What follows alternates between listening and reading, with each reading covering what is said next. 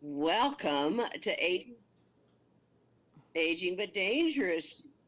Guys. We have with us today Professor John Nolan and Professor Riona Mulcahy.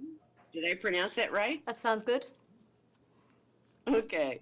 Well, these are two professors that are studying the Alzheimer's, have done a test on the Alzheimer's disease and what's happening.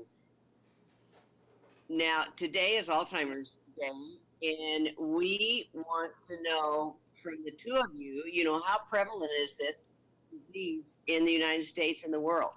So Alzheimer's disease in the US, currently about 5.7 million people have been diagnosed with Alzheimer's disease.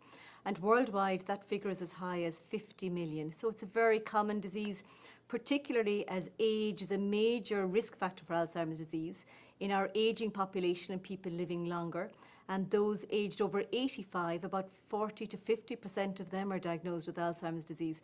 So it's very common. 10% of people aged over 65 have the condition. So it's something we really need to take seriously. It's increasing exponentially year on year. Well, please tell us what the symptoms are. What are the symptoms? So the symptoms Because I'm forgetting a lot of things, and I hope I don't have it. Well, there's a certain amount of forgetfulness that's normal, and that's often to do with multitasking and other things. But Alzheimer's disease is very much where you have a progressive difficulty, particularly with your short-term memory. Remembering what you did yesterday can become a problem. Remembering grandchildren's names, just remembering recent events, and that has a huge impact on your ability to enjoy or be part of today's living. And people would describe it that they're losing a part of themselves. They also have difficulty with everyday activities. So all of a sudden doing the grocery shopping, paying bills, and simple things like cooking and preparing food can become difficult. And then lastly, they can have very much a change in their mood and personality and behaviour. Now that might be initially a bit more agitated or a bit more depressed, but as it progresses, it may develop into, day-night disturbance, sleep disturbance, paranoia, hallucinations. So it has a huge impact really on all aspects of life, particularly as the disease progresses. Okay, that's good, because somebody told me the day that their wife had Alzheimer's, and signs was because she lost her car in the parking lot, and I lose my car all the time, so I hope that's not a sign. No, not necessarily. But tell us about the study you conducted. So the study that we conducted was a study focused at the role of nutrition for Alzheimer's disease. And previous work had identified that particular nutrients that live in the brain and work in the brain are deficient in patients with Alzheimer's disease. And these particular nutrients are called carotenoids. So the discovery that these patients are deficient with these nutrients, the next thing was, how can we try and increase these nutrients for these patients in real time? And that's where we used a supplement. It was a combined supplement of these carotenoids, these plant pigments, and a high quality omega-3 fish oil. And remarkably, the patients that took the combination of those nutrients demonstrated a much greater response in terms of their blood system and also at the target tissue level. And the initial work has shown that patients on this intervention actually displayed improvements in quality of life as assessed by mood, memory. So this is a very good starting point in this regard. And it's made possible because science now allows us measure these particular compounds and not just have blanket recommendations for diet, which of course we should try and all eat well and eat healthy, but we can now focus in on the exact nutrients, and this is where the supplement had been very beneficial. The supplement we used in the experiments is a supplement known as Memory Health. Wow, that is so exciting.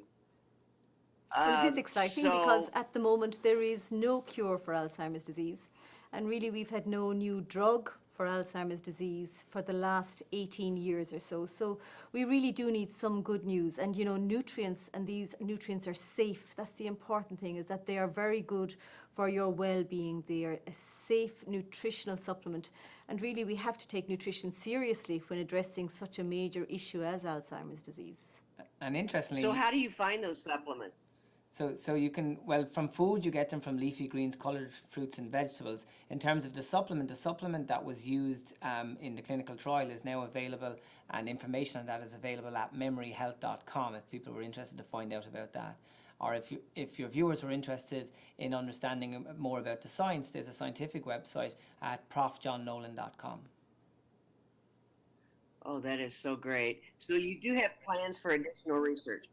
Absolutely. Just like any good research, it's important to retest it, revisit it, and in this case, we're even going to scale it up to a much larger study and even make it a cross-centre study. So we're going to look at other centres across the world to conduct this very important type of research. Because we must now, in this time where technology allows us, look at the role of nutrition and look at the role of lifestyle in delaying the onset of these diseases. And if people do develop the diseases, what can we do to give them a better quality of life? And that's the particularly exciting thing about the experiments so far.